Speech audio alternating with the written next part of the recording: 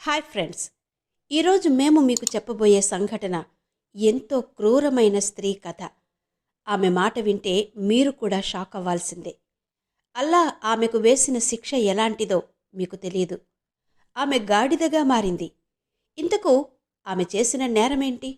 అంత పెద్ద శిక్ష ఆమెకెందుకు పడింది? ఈ సంఘటనను మొదటి నుంచి చివరి వరకు వినండి. దానివలన మీరొక మంచి లెసన్ అయితే నేర్చుకుంటారు. ఒకప్పుడు ఈ ప్రాంతంలో కలప కోసే ఒక వ్యక్తి ఉండేవాడు. అతను చాలా సంతోషంగా ఉండేవాడు. ఎంతో సంతోషం దొరికినందుకు అతనెంతో అదృష్టవంతుడు కూడా. బాల్యంలో అల్లా ఆయనను తన ప్రత్యేక సేవకులలో చేర్చుకున్నాడు. ఈ కలప కోసేవాడి భార్య కూడా చాలా మంచిది. ఇద్దరూ కలిసి అల్లాను ఆరాధించేవారు. కలప కోసేవాడి భార్య తల్లి కాబోతోంది. అప్పుడు ఒకరోజు ఒక రకమైన శబ్దం వచ్చింది. అల్లా అతనికి చంద్రుని లాంటి పుత్రుడిని ప్రసాదించాడు. వారిద్దరూ తమ కొడుకును ఎంతగానో ప్రేమించారు. కాని కలప కోసేవాడి కొడుకు ఈ లోకంలోకి వచ్చినప్పటి నుంచి అతని భార్య అనారోగ్యానికి గురైంది. ట్రీట్మెంట్ చేసినప్పటికీ కలప కోసేవాడి భార్యకు ఈ లోకం మీద విరక్తి కలిగింది. దాంతో ఆయన చాలా దుఃఖంతో బాధపడుతున్నాడు. కలప కోసేవాడు అడవి నుండి కలపను కోయడం, అమ్మడం, అలా వచ్చిన డబ్బుతో తన కుమారుడికి ఆహారం ఇవ్వడం ప్రారంభించాడు. ఈ కలప కోసేవాడి వద్ద ఉన్న మేకలు మేతకు వెళ్ళినప్పుడు కొడుకును వెంట తీసుకెళ్లేవాడు. కొడుకు ఆకలిగా ఉన్నప్పుడు మేకలకు పసుపు పాలు ఇచ్చి కడిగి తాగించి చెట్టు కింద పడుకోబెట్టేవాడు. మేకలను మేపుకుంటూ వెళ్లి చెట్టు కింద కూర్చుని ప్రార్థించేవాడు. మేత మేపిన తర్వాత మేకలు తిరిగి రాగానే కొడుకు మేకలతో కలిసి ఇంటికొచ్చేవాడు. ఇలా రోజులు గడుస్తాయి. ఒకరోజు కలప కోసేవాడు కొడుకు పెద్దవాడయ్యాడు. ఇప్పుడు నా కొడుక్కి పెళ్లి చేస్తాను అనుకున్నాడు కట్టెలు కోసేవాడు. కోడలు ఇంటికి వస్తే ఇంటి పనులు చూసుకుంటుంది, ఇక నా అల్లాను నేను ప్రార్థించుకోవచ్చు అనుకున్నాడతను. కాని పెళ్ళయ్యాక ఏం జరుగుతుందో అతనికి పాపం తెలీదు. కోడలు పగటిపూట నక్షత్రాలను చూపించబోతోంది. ఈ విషయాలన్నీ అతనికి తెలియవు. ఆ తర్వాత కట్టెలు కోసే వ్యక్తి తన కుమారుడికి పెళ్లి చేశాడు. అతని ఇంట్లో 2 గదులు మాత్రమే ఉన్నాయి. ఒక గదిని కొడుకు కోడలికి ఇచ్చి మరో గదిలో అల్లాహ్ను ఆరాధించేవాడు.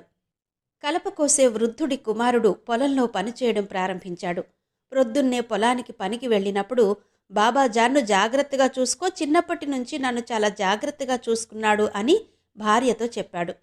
ఇప్పుడు అది మన ఇద్దరి కర్తవ్యం అన్నాడు. అవును, ఒక విషయం గుర్తుంచుకోండి, మా నాన్న అల్లా ఆరాధకుడు, ఆయన ప్రార్థనకు ఆటంకం కలిగించకండి అని చెప్పిన తర్వాత అతను తన పొలంలో పనికి వెళ్ళాడు. కొద్ది రోజులు కట్టెలు కోసేవారి కోడలు ఇంటి పనులు చేసింది. అల్లాను ఆరాధించిన కలప కోత కార్మికుడు ఇదంతా చూసి చాలా సంతోషించాడు. అల్లాకు కృతజ్ఞతలు తెలిపారు. ఒకప్పుడు నేను ఉపయోగించిన దానిని ఇప్పుడు అల్లాహ్ ఆరాధనలో ఉపయోగిస్తాను. అల్లా పెద్దవాడు అర్చన చేశాడు. అల్లా ఫోటోను, ఖురాన్ను చేతిలో పట్టుకుని మేకలతో అడవి వైపు వెళ్ళాడు. అతను తన మేకలను మేపేటప్పుడు, కలపను కోసేటప్పుడు తిరిగి వచ్చి చూసేసరికి కోడలు గదిలో నుంచి బయటకు రాక్లీవుడ్ ఇంట్లో భోజనం వండడం లేదని గమనించాడు. నా కోడలికి ఆరోగ్యం బాగాలేదేమో అని కలప కోసే వ్యక్తి అనుకుంటూ వేగంగా కదిలాడు.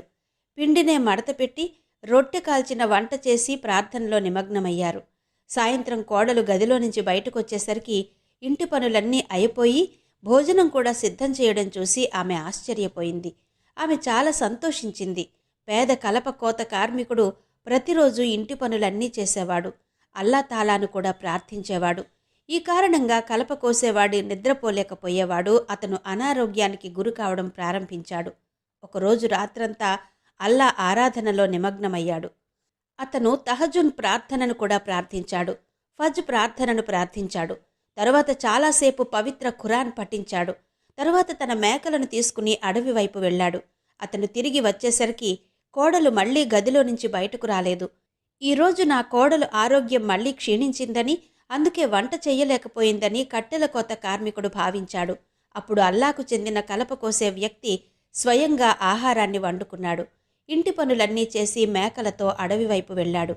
ఒకరోజు అల్లా వివేకవంతుని కుమారుడు, బాబా, మేకలను అడవికి తీసుకెళ్లకు అన్నాడు. ఇప్పుడు మీరు మేకలతో పనిచేయడం మానేస్తారు. కలపను కూడా కత్తిరించవద్దు. అడవికి వెళ్లాల్సిన అవసరం లేదు. మీరు ఇంట్లో కూర్చుని అల్లాహ్ను ఆరాధిస్తారు. అల్లా వద్ద కలప కోసే వ్యక్తి ఇలా అన్నాడు, కుమారా, మేకలను పెంచడం సున్నా, మీ ఇంటి పనిని మీ చేతులతో చేయడం సున్నా అని చెప్పాడు. అందుకే నా ఇంటి పని నేనే చేసుకుంటాను. లేదు, ఇప్పుడు మీ పాత చేతుల్లో ఇంటి పని మీరే చేయడానికి తగినంత జీవితం లేదు అన్నాడు కొడుకు. నేను చిన్నప్పుడు మీకు ఒక నిర్బంధం ఉండేది. ఇప్పుడు మీకు ఆ నిర్బంధం లేదు. ఇంటి బాధ్యత మీ కోడలిది, బయట బాధ్యత నాది. ఇప్పుడు మీరు గదిలో కూర్చుని అల్లాహ్ను ఆరాధించండి. మీకు ఏదైనా అవసరం ఉంటే నేను తీసుకువస్తాను అని చెప్పాడు. ఒకసారి కొడుకు పొలం పనులకు వెళ్ళాడు. అల్లాహ్ పెద్దలు తమ గదిలో కూర్చుని అల్లాహ్ను ప్రార్థించారు. కాసేపు విశ్రాంతి తీసుకోవడానికి మంచం మీద పడుకోగానే కోడలు గదిలోకి వచ్చి, రెస్ట్ తీసుకుంది చాలు, ఇక లేచి ఇంటి పనులు చెయ్యండి అంది. ఇంటి పనులు మీరు కాకపోతే ఎవరు చేస్తారు? నేను బయట ఎంతసేపు వెయిట్ చేయాలి అని నసిగింది. అతను లేచి నెమ్మదిగా బయటకు నడిచాడు. కోడలు కూడా వాళ్ల వెనకాల వంట పాత్రలన్నీ శుభ్రం చెయ్యండి అని అరవడం మొదలుపెట్టింది. అవును, గిన్నెలు శుభ్రం చేసిన తర్వాత అన్ని గదుల్లో చీపురు కూడా వెయ్యాలి, తడిగుడ్డతో తుడవాలి. మీరు ఇంట్లో ఎంతసేపు కూర్చుని ఫ్రీగా తింటారు అంటూ పొడుచుకుని తిన్నది. అవును, నా భార్య ఇంకా జీవించి ఉంటే నేను మీతో ఈ పనులు చేయించేవాడిని అనుకున్నాడు. పేదవాడు దగ్గుతూ గిన్నెలు కడుక్కోవడం మొదలుపెట్టాడు. గిన్నెలు కడిగిన తర్వాత కోడలు బకెట్ నిండా గుడ్డను అతని ముందు ఉంచింది. ఈ బట్టలన్నీ ఉతికి ఆరేయమని చెప్పింది. వెంటనే ఆయన మళ్లీ నమాజ్ చేసుకోవడం స్టార్ట్ చేశాడు. ఆ తర్వాత బట్టలు ఉతక్కుండా దివాన్ చాటు మీద కూర్చోవడానికి చూడబోయాడు. దాంతో ఆమె అతన్ని తెగ తిట్టింది. మీ గది పరిస్థితి చూశారా? మీ మంచం ఎల్లప్పుడూ చెడు వాసన కలిగి ఉంటుంది. అతను మళ్లీ కాలు ఎత్తినప్పుడు మామ చేతిని పట్టుకుని బలవంతంగా బట్టలు ఉతికించింది. బట్టలు ఉతికిన తర్వాత ఇప్పుడు నేను ప్రార్థన చేసుకోవాలి అనుకున్నాడు. కానీ అతని కోడలు మళ్లీ వచ్చి ఆదేశించడం ప్రారంభించింది. ఇక్కడికి వచ్చినప్పటి నుంచి మా ఇంట్లో మధ్యాహ్నం ఫ్రెష్ మిల్క్తో టీ తాగేదాన్ని. నాకు ఫ్రెష్ మిల్క్ టీ దొరకలేదు. పైగా ఇంటి పనులన్నీ నాకు అప్పగించారు. అవును, మీ చెవులు తెరుచుకుని నేను చెప్పేది వినండి. మీ అబ్బాయి ఇంటి నుంచి వెళ్ళిపోయాక ఈ ఇంటి పనులన్నీ మీరే చేసుకోండి. నేను మీకు సేవకురాల్ని కాదు. మీకోసం వండండి. ఇప్పుడు ఆ పేద కలపకోత కార్మికుడు కూడా రోజంతా పనిచేసి తన కోడలికి వీలైనంత వరకు కనిపించకుండా దాక్కుని మరీ అల్లాని ఆరాధించుకునేవాడు. దానివల్ల అతను చాలా బలహీనుడయ్యాడు. ఓ రోజు రోజంతా ఇంటి పని చేస్తూనే ఉన్నాడు. ఆ తర్వాత అల్లాహ్ ఆరాధనలో మునిగిపోయి నిద్ర కూడా పట్టలేదు. అతను అనారోగ్యానికి గురయ్యాడు. కానీ అనారోగ్య స్థితిలో కూడా అతను రాత్రంతా అల్లా ఆరాధనలోనే గడిపాడు. అతను ఫజ్ర్ ప్రార్థనలు చేశాడు. దీని తర్వాత ఖురాన్ చాలాసేపు పఠించాడు. 3 రోజులుగా ఆయన ఈ సమస్యతో బాధపడుతున్నాడు. పగటిపూట పనిచేసేటప్పుడు కూడా అల్లాను ఆరాధిస్తూనే ఉండేవాడు. 3వ రోజు కట్టెలు కోసే వ్యక్తి పాత్రలు కడగడం స్టార్ట్ చేశాడు. కానీ సరిగా చెయ్యలేకపోయాడు. ఈ పాత్రలన్నీ మళ్లీ శుభ్రం చెయ్యండి అంది కోడలు. మురికి పాత్రల్లో ఆహారాన్ని తినే జంతువులం కాదు అంటూ అరిచింది. పేద కలపకోత కార్మికుడు అన్ని పాత్రలను సేకరించి వాటిని మళ్లీ శుభ్రపరచడం ప్రారంభించాడు. పాత్రలను శుభ్రం చేస్తుండగా అకస్మాత్తుగా మైకం రావడంతో పడిపోయాడు. ఈ క్రూరమైన కోడలు ఒక్కసారి కూడా ఈ పేదవాడి మీద జాలి పడలేదు. ఈ ముసలాయన ఎప్పుడూ డ్రామాలు చేస్తూనే ఉంటాడు అనుకుని తర్వాత తన గదిలోకి వెళ్ళి పడుకుంది. ఇంతలో బయటి డోర్ తెరుచుకున్న శబ్దం వచ్చింది. ఆమె గబగబా బయటకు పరిగెత్తుకుంటూ వచ్చింది. అయితే ఆ సమయంలో కట్టెలు కోసే వ్యక్తి ఎండలో కుండల దగ్గర తలకిందులుగా పడి ఉన్నాడు. కొడుకు పరిగెత్తుకుంటూ తండ్రి దగ్గరకు వచ్చి భార్యతో, ఈ బాబా ఎందుకిలా పడిపోయాడు అని అడిగాడు. బాబా గిన్నెలు కడుక్కుంటున్నారా? చూడు, అతని చేతులు సబ్బుతో ఉన్నాయి అన్నాడు. అతని భార్య చెప్పింది, నేను వారిని ఏ పని చెయ్యమని అడగలేదు. నిజానికి వీరికి మొదటి నుంచి సొంత పనులు చేసుకునే అలవాటుంది. ఇప్పుడు మీరు మాట్లాడడంలో సమయాన్ని వృధా చెయ్యవద్దు. త్వరగా వారిని హకీం వద్దకు తీసుకెళ్ళండి అంది. వెంటనే కొడుకు తన తండ్రిని హకీం వద్దకు తీసుకెళ్లాడు. హకీం అతనికి మందులిచ్చి, వారు చాలా బలహీనంగా ఉన్నారు. అతను ఆహారం తీసుకోవడంలో ప్రత్యేక శ్రద్ధ తీసుకోవాలి అని చెప్పాడు. వారికి విశ్రాంతి అవసరం. తగినంత నిద్ర రావడం లేదని నేను అనుకుంటున్నాను. అందుకే ఎప్పుడూ అలసిపోతుంటారు. కట్టెలు కోసే వ్యక్తి కావాలనుకుంటే అతను తన కుమారుడికి అన్నీ చెప్పగలడు. కానీ అతను అల్లా సేవకుడు కాబట్టి అతను తన కుమారుడి జీవితాన్ని నాశనం చెయ్యాలనుకోలేదు. మరుసటి రోజు కొడుకు పొలానికి వెళ్ళగానే కట్టెలు కోసేవాడి కోడలు వెంటనే అతని గదికి వచ్చి, ముసలాయనా లేవండి అంది. ఎంత డ్రామా చేస్తారు? ఇంట్లోని మురికిని చూసి మీకు విశ్రాంతి అవసరమా అంది నిష్ఠూరంగా. ఆ కలపకోత కార్మికుడు అల్లా పేరును తలచుకుంటూ చాలా కష్టపడి లేవగానే బిగ్గరగా దగ్గడం ప్రారంభించాడు. దగ్గుతో పాటు శ్వాస తీసుకోవడం కష్టంగా ఉంది. ముందు టీ తయారు చేసి తాగితే గొంతుకు కాస్త ఉపశమనం లభిస్తుందని, ఆ తర్వాత మిగిలిన పని నేను చెయ్యాలి అనుకున్నాడు ఆ పేదవాడు. అప్పుడే టీ తయారు చేయడానికి కుండ పట్టుకోబోయాడు. అప్పుడు కోడలు చేతిలో చీపురు పట్టుకుని వచ్చి, ముందు శుభ్రం చెయ్యండి అని చెప్పింది. అనారోగ్యం కారణంగా ఈ పేదవాడు 2 గంటల్లో కూడా కొంచెం కూడా శుభ్రం చెయ్యలేకపోయాడు. శుభ్రం చేస్తుండగానే మళ్ళీ ఊపిరి పీల్చుకోవడం మొదలుపెట్టాడు. ఇదంతా జరుగుతుందని భావించాడు. నేను మొదట ఖురాన్ పఠించాలి అనుకున్నాడు. వణుకుతున్న చేతులతో పవిత్ర ఖురాన్ను తెరిచాడు. ఖురాన్ పఠనం ప్రారంభించారు. ఖురాన్ చదువుతున్నది తెలుసుకున్న క్రూరమైన కోడలు వెంటనే చీపురు తెచ్చి చీపురుతో కొట్టడం మొదలుపెట్టింది. అయినా కానీ ఆ పేదవాడు నిశ్శబ్దంగా పవిత్ర ఖురాన్ పఠించాడు. ఈ క్రూరమైన కోడలు చీపురుతో 3 సార్లు అతని భుజాలపై కొట్టింది. ఆ పేదవాడు బాధతో కన్నీటి పర్యంతమయ్యాడు. ఖురాన్ ముగించి వెంటనే లేచి నిలబడి, అమ్మా, ఇప్పుడు నాకు పనిచేసే ధైర్యం లేదు. నేను నా జీవితమంతా పనిచేశాను, కానీ ఇప్పుడు నేను చేస్తున్నాను. బలం ఏమీ నాలో మిగలలేదు. నేనేం చెయ్యాలి అన్నాడు. ఖురాన్ చదివేటప్పుడు మీరు చాలా శక్తివంతమైన వ్యక్తిలా ఉంటారు కదా అని ఆమె చెప్పింది. లేచి ప్రారంభించడానికి మీకు చాలా ధైర్యం, శక్తి ఉంది, పనులు చేయడానికి మాత్రం శక్తి లేదు అని అరిచింది.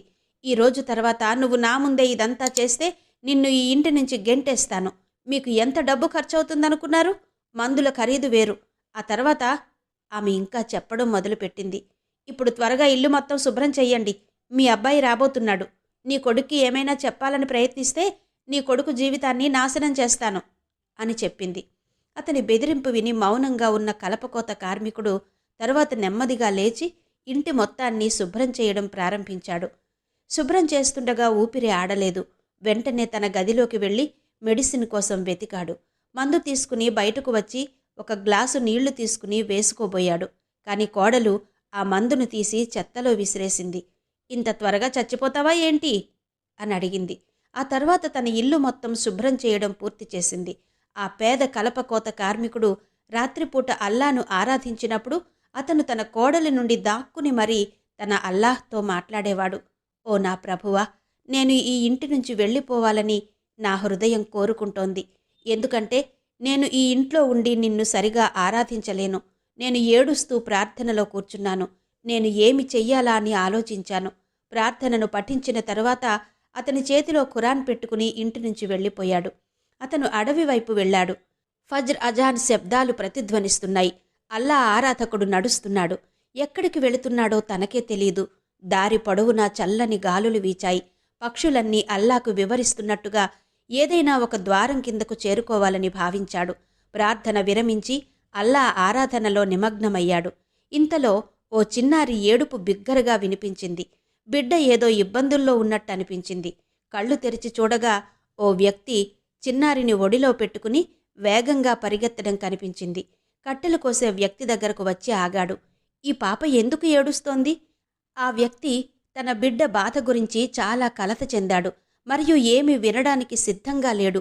తన బిడ్డ సమస్యను పరిష్కరించడానికి అతను త్వరగా ఒక హకీంను చేరుకోవాలనుకున్నాడు. అప్పుడు అల్లా జ్ఞాని ఆ వ్యక్తిని హాయిగా కూర్చోబెట్టి ఏదో చదవడం మొదలుపెట్టాడు. చదివేటప్పుడు తన బిడ్డ కాలు నొక్కాడు. అప్పుడతను పూర్తిగా బాగైపోయాడు. అప్పుడు ఆ వ్యక్తి అతనితో అన్నాడు, మీరెవరు? మీరెక్కడికి వెళుతున్నారు? ఆయన మాట్లాడారు. నేను అల్లాను ఆరాధించడానికి అడవికి వచ్చాను అన్నాడు. మీరు అడవికి బదులుగా మా ఇంటికి వచ్చి ఉండండి, నేను మీకు సేవ చేస్తాను అని చెప్పాడు. ఆ తర్వాత ఆ పెద్దాయనను బలవంతం చేసి తన ఇంటికి తీసుకువెళ్ళాడు. ఆ వ్యక్తికి అక్కడ ఒక సోదరి కూడా ఉంది. అక్కడ ఒక ఖైదీ ఉన్నాడు. అల్లా యొక్క మతాన్ని ముందుకు వ్యాప్తి చెయ్యాలి అనుకుంటున్నారు. ఎంతో ప్రేమతో ఆప్యాయతతో ఈ కట్టెలు కోసే అల్లాకు ఆహారాన్ని తీసుకువచ్చాడు. కలప కోసేవాడు ప్రేమగా ఆప్యాయంగా తలపై చేయి వేసి ఆహారం తిన్నాడు. ఆమె ఎల్లప్పుడూ కలప కోసేవాడి దగ్గర కూర్చుని ఉండేది. ఆమె ఎల్లప్పుడూ అతని నుండి మత విషయాలను నేర్చుకుంటోంది. ఆమె ఖురాన్ నేర్చుకోవడం ప్రారంభించింది. ఆమె అల్లా ఆరాధకురాలిగా మారింది. ఈ వ్యక్తి ఇల్లు చాలా చిన్నది, కానీ అది నిశ్శబ్దంగా ఉంది. ఈ వ్యక్తికి 1 లేదా 2 మేకలు మాత్రమే ఉన్నాయి. కానీ ఆ పెద్దాయన అక్కడికి వచ్చిన వెంటనే వారి మేకలకు అతని ఆశీర్వాదం లభించింది. అవి ఇంకా పెరిగిపోయాయి. అతను తన ఇంటికి వచ్చిన వెంటనే అతను అల్లాహ్ యొక్క కలప కోసేవారికి తాజా మేకపాలు తాగడం ప్రారంభించాడు. ఇక అక్కడ తన సొంత ప్రజలకు వైద్యం చేస్తున్నాడు. ఆ ప్రాంత ప్రజలు తమ రోగాలకు చికిత్స తీసుకోవడం స్టార్ట్ చేశారు. ఎలాంటి వైద్యం అందించకపోయినా ఆ ప్రాంత ప్రజలు ఆయనను ఎంతగానో గౌరవించారు. అల్లా వచనం ద్వారా వారు అల్లాహ్ యొక్క నీతిమంతులైన సేవకులు మాత్రమే. ఆమె కలప వ్యాపారం చేసేది, అలాగే రోజంతా అతని ఆరాధనలో బిజీగా ఉండేది. ఈ పెద్దలు తన ఇంటికి వచ్చినప్పటి నుంచి వాళ్ల వ్యాపారం బాగా పెరుగుతూ వచ్చింది. ఇతని దగ్గర వైద్యం చేయించుకునేందుకు సుదూర ప్రాంతాల నుంచి ప్రజలు తరలివచ్చారు. కలప కోసే వ్యక్తి అక్కడ వాళ్ళందరితో చాలా సంతోషంగా ఉన్నాడు. ఇప్పుడు ఆయన ఆరోగ్యం కూడా మెరుగైంది. కానీ కొడుకును మాత్రం చాలా మిస్ అవుతున్నాడు. నా కొడుకుకు ఏం జరుగుతుందో అని తరచూ ఆలోచిస్తూ ఉండేవాడు. ఆ మహిళతో అతని జీవితం ఎలా ఉంటోందో అనుకున్నాడు. మరోవైపు తండ్రి ఆచూకీ కోసం కుమారుడు రాత్రింబవళ్లు శ్రమించాడు. తన తండ్రి కారణంగా ఎప్పుడూ కలత చెందేవాడు. ఈ సమస్య కారణంగా అతను తన పొలంలో సరిగా పనిచేయలేకపోయేవాడు. కాని అతని భార్య సంతోషంగా ఉంది. ఇక కోత సమయం వచ్చేసరికి పంట కూడా నాశనమైంది. అందులో చాలా నష్టం జరిగింది. కొన్ని మేకలు పాలివ్వడం మానేశాయి. చాలా వరకు మేకలు వ్యాధి కారణంగా చనిపోయాయి. ఇంట్లో పరిస్థితి మరీ దారుణంగా మారడంతో భార్య తన నిజస్వరూపాన్ని చూపించడం మొదలుపెట్టింది. ఆమె తన భర్త ముందు ఎప్పుడూ ఏడవడం మొదలుపెట్టింది. దాంతో అతను ఎప్పుడూ గొడవ పడేవాడు. అతను పొలానికి వెళ్ళినప్పుడు ఆమె అతన్ని తిట్టేది, నిరాకరించేది. అతనికి సరైన ఆహారం కూడా ఇచ్చేది కాదు. ఆమె మంచి ఆహారాన్ని స్వయంగా చేసుకుని తినేది. కాని ఆమె తన ముందు మిగిలిపోయిన ఆహారాన్ని విసిరేస్తుంది. ఆ పేదవాడికి ఆ విషయం అర్థమైంది. బహుశా ఇంట్లో అంతా అయిపోయి రొట్టెను నీళ్లతో తినాల్సిన పరిస్థితి వచ్చింది. కానీ ఆమె చాలా మంచి ఆహారం తిన్న విషయం అతనికి తెలీదు. తన కారణంగానే మా నాన్న ఇంటి నుంచి వెళ్ళిపోయాడని భార్య మాటల్ని బట్టి అతనికి అర్థమైంది. మా నాన్న ఇంట్లోనే ఉండి ప్రార్థించేవారు. ఆయన ఆరాధనల వల్ల మా ఇంట్లో అల్లా ఆశీస్సులు లభించాయి. నాన్న ఇంటి నుంచి వెళ్ళిపోయినప్పటి నుంచి ఆ వెలుగు మొత్తం పోయింది. తండ్రి ఆమె కారణంగా ఇంటి నుంచి బయటకు వెళ్ళిపోయాడు అనుకున్నాడు. మేకల వ్యాపారం కూడా మొదలుపెట్టి అలా అడవిలోకి వెళ్ళిపోయాడు. అలా రోజుల తరబడి ఇంటికి రాలేదు. ఒకరోజు ఏదో ఒక ప్రాంతంలోకి వెళ్ళాడు. మేకలతో వెళ్ళినప్పుడు అక్కడ అందమైన మేకలను చూశాడు. ఆ మేకలు ఒకప్పుడు తన తండ్రి దగ్గర ఉన్నట్టుగా ఉన్నాయి. బయట నుంచి చాలా అందంగా కనిపించే ఆ మేకల మీద అతని కళ్ళు పడ్డాయి. అలా ఇద్దరూ మాట్లాడుకుంటున్నారు. దాన్ని ఎవరో మసీదులా అలంకరించినట్టు అనిపించింది. మేకల కోసం ఒప్పందం కుదుర్చుకున్నాడు. అతను ఆ వ్యక్తితో అన్నాడు, ఈ గుడిసెలో ఎవరైనా నివసిస్తున్నారా అన్నాడు. ఆ వ్యక్తి, అవును, ఆ గుడిసెలో అల్లా యొక్క చాలా ప్రత్యేకమైన నీతివంతమైన వ్యక్తి ఉన్నాడు. వారి చేతుల్లో అల్లా ఆశీర్వాదాలున్నాయి. వారు ఈ గుడిసెకు రాగానే నా ఇల్లు ధన్యమైంది. వారిని కలవడానికి సుదూర ప్రాంతాల నుండి ప్రజలు ఇక్కడికి వస్తారు. ఈ ముసలి వ్యక్తిని కలవాలని నేను ఆరాటపడుతున్నాను. కాబట్టి వారిని కలుసుకోగలనా అన్నాడు. దానికోసం కొంచెం వెయిట్ చెయ్యాలి అన్నాడు ఆ వ్యక్తి. ఎందుకంటే ఈ సమయం వారి ప్రత్యేక ప్రార్థనకు సమయం. మీరు ప్రార్థన తర్వాత వస్తారా అన్నారు. అలా అతను ఒక చెట్టు కింద కూర్చుని ఆ పెద్దాయనను కలవడం కోసం ఎదురు చూస్తున్నాడు. ఇప్పటి వరకు ఈ కుర్రాడు చాలా బాగా చేశాడు. కాసేపటికి తనికి పిలుపు వచ్చింది. ఇద్దరూ కూడా ప్రార్థనలు చేసి మళ్లీ వచ్చి అదే చెట్టు కింద కూర్చున్నారు. గుడిసె తలుపు తెరుచుకునేసరికి చాలాసేపయింది. తలుపు తెరవగానే లేచి నిలబడ్డాడు. తర్వాత తండ్రిని చూడగానే ఇతను తన తండ్రి అని అనుకున్నాడు. వెంటనే కట్టెలు కోసే వ్యక్తి కూడా తన కొడుకు వైపు పరిగెత్తాడు. తరువాత తండ్రి కొడుకులిద్దరూ ఒకరినొకరు కౌగలించుకుని ఏడవడం ప్రారంభించారు. ఆ వ్యక్తి ఆశ్చర్యంగా వారిద్దరి వైపు చూశాడు. నాన్నా, నేను నిన్ను కలుసుకోవడానికి చాలా ఆరాటపడుతున్నాను. నీరు లేకుండా ఒక చేపను హింసించినట్టుగా ఉంది. ఇంట్లో నా పరిస్థితి నువ్వు లేకుండా అన్నాడు కొడుకు. ఆ పెద్దాయన కూడా ఇలా అన్నారు, నాయనా, నేను కూడా నిన్ను కలుసుకోవాలని ఆతృతగా ఉన్నాను. కానీ నేనేమి చేస్తాను? నేను నిస్సహాయంగా ఉన్నాను. అక్కడ నేను నా ఆరాధన సరిగ్గా చెయ్యలేకపోయాను. అయితే అక్కడ ఉన్న వ్యక్తి పెద్దాయన వైపు చూస్తూ ఉన్నాడు. ఏం జరుగుతుందో అర్థం కాక. ఇతను నా కొడుకు అని చెప్పాడు. నీకు కొడుకున్నాడని మాకెందుకు చెప్పలేదు అని అడిగాడు. నేను అల్లాను ప్రార్థించేటప్పుడు నా కోడలు నన్ను ప్రార్థించడానికి అనుమతించలేదు.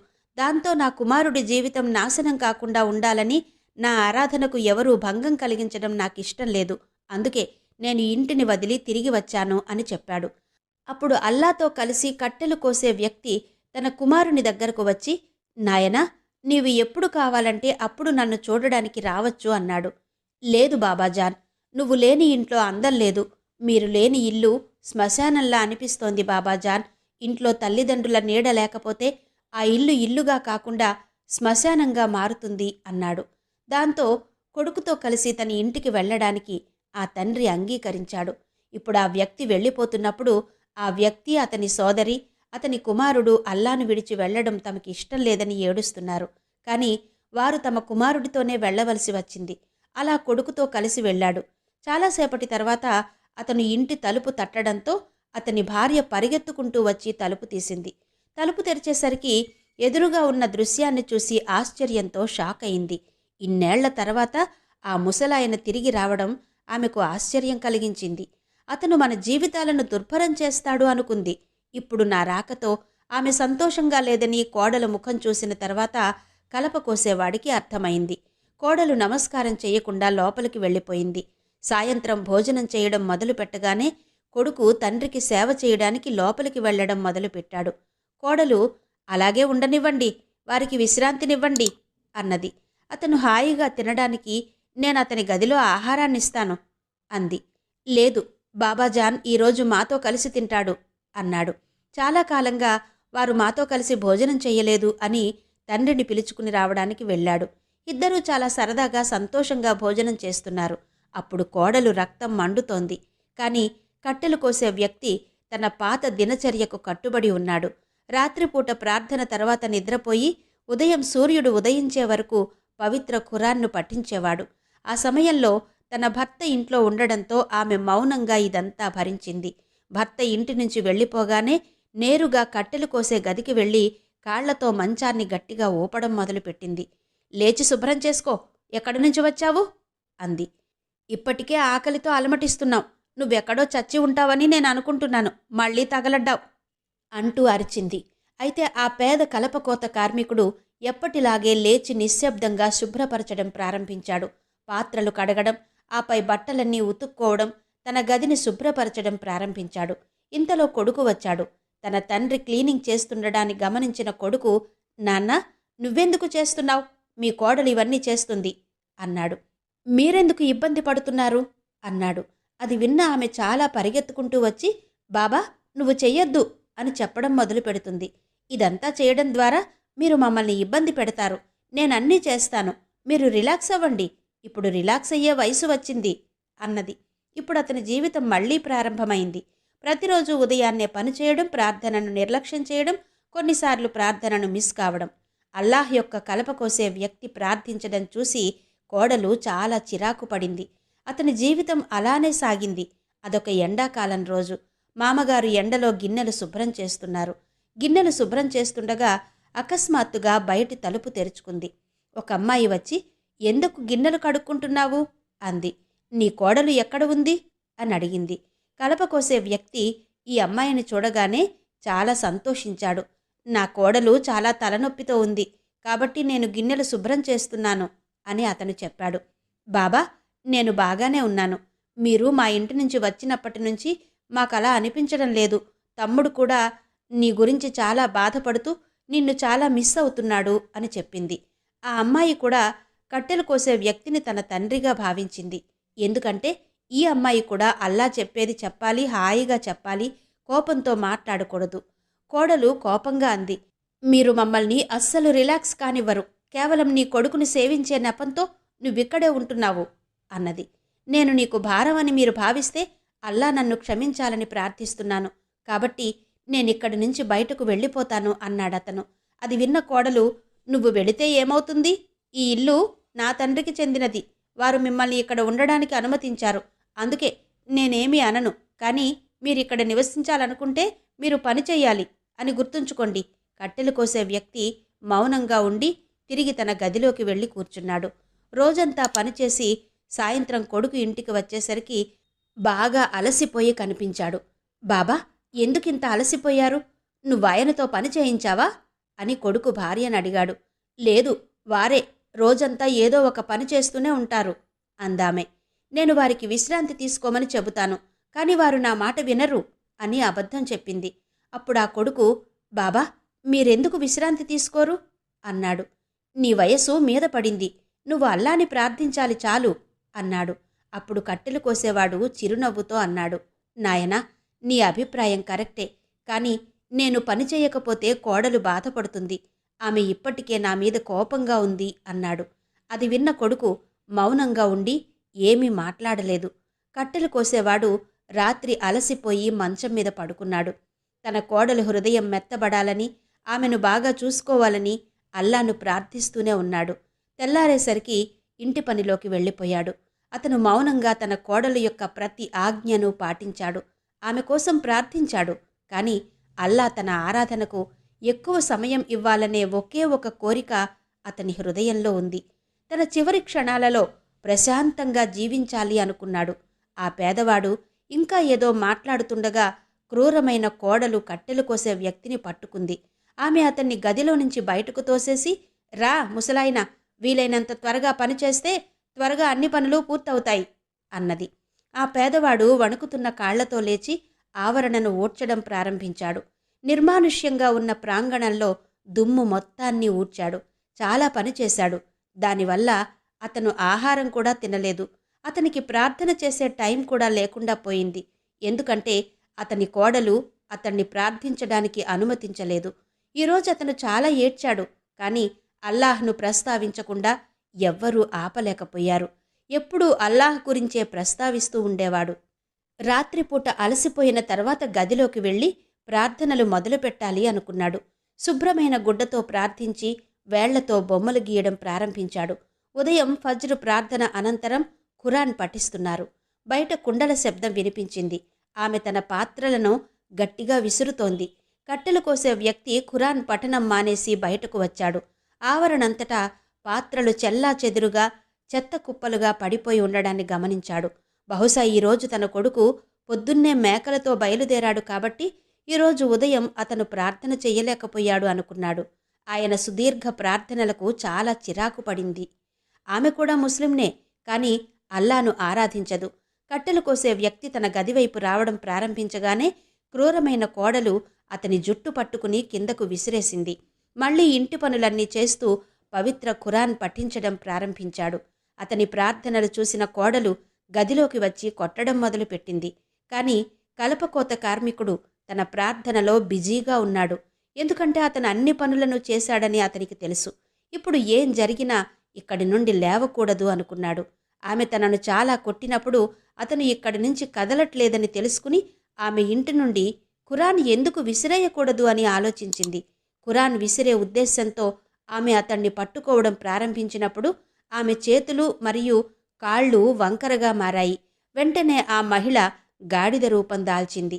ఆ ముసలాయన వెనక్కి తిరిగి చూసేసరికి ఆమె పొడవాటి తన నాలుకతో అతని వైపు చూస్తోంది. ఈ రోజు వరకు అల్లా మాటను ఉచ్చరిస్తూనే ఉన్నాడు మరియు ఆ మాట అనుకుంటూనే గది నుండి బయటకొచ్చాడు. అప్పుడు అక్కడ తన కొడుకు నిలబడి ఉండడాన్ని చూశాడు. అంటే తన కొడుకు అన్నీ తన కళ్లతోనే చూశాడన్నమాట. ఆ మహిళ గాడిద రూపంలో భర్త వద్దకొచ్చింది. భర్త ఆమె వైపు చూసి చెవులను తాకాడు. శరీరం గాడిదలా తయారైంది, కానీ ముఖం స్త్రీలానే ఉంది. తండ్రి నమాజుని ప్రతిసారి అడ్డుకుంటున్న భార్యను కొడుకు ఇంటి నుంచి గెంటేశాడు. ఈ మహిళ అక్కడి ప్రజలందరికీ ఒక గుర్తుగా మారింది. ఈ ప్రాంత పిల్లలు ఆమెను చూసి భయపడ్డారు. ప్రజలు ఆమెను పట్టుకుని అడవిలో వదిలేశారు. అక్కడున్న క్రూర మృగాలు ఆ గాడిదను చితకబాది ముక్కలు ముక్కలు చేశాయి. ఈ విషయం ప్రతి ప్రాంతంలో వ్యాపించింది. బాబాజాన్, ఏమైంది అని అడిగారు. అప్పుడు ఆ పెద్దాయన ఇలా అన్నాడు, నాయనా, చూడు, ఎవరైనా నిజమైన ముస్లిం అయితే ఒక ముస్లిం ప్రార్థించడం చూస్తే మరొక ముస్లిం అతన్ని చూసి ప్రార్థించడం ప్రారంభిస్తాడు. నాయనా, చూడు, ఎవరైనా నిజమైన ముస్లిం అయితే ఒక ముస్లిం ప్రార్థించడం చూస్తే మరొక ముస్లిం అతన్ని చూసి ప్రార్థించడం ప్రారంభిస్తాడు. కానీ నేను అల్లాహ్ను ఆరాధించినప్పుడు నా కోడలు అలా కాదు. ఆమె నా ఆరాధనను అడ్డుకునేది. ఖురాన్ను విసిరేద్దామని అనుకుంది. అందుకే అల్లా ఆమెను శిక్షించి ప్రజలకు ఆరాధనా దైవంగా మారాడు అని చెప్పాడు. ఏదేమైనా ఈ స్త్రీ నా కుమారుడికి అర్హురాలు కాదని అల్లాకు తెలుసు. అందుకే శిక్షించాడు అనుకున్నాడు. కట్టెలు కోసే ముసలాయన కొడుక్కి ఇంకో పెళ్లి చేశాడు. ఇప్పుడు ఆ రెండో కోడలు ఇంట్లో చిన్న జామియాను తెరిచింది. అక్కడ ఈ ప్రాంత పిల్లలకు ఉదయం పూట చదువు చెప్పేది, ఖురాన్ నేర్పించేది. ఇప్పుడు కలపకోత కార్మికుడు తన కోడలితో చాలా సంతోషంగా ఉన్నాడు.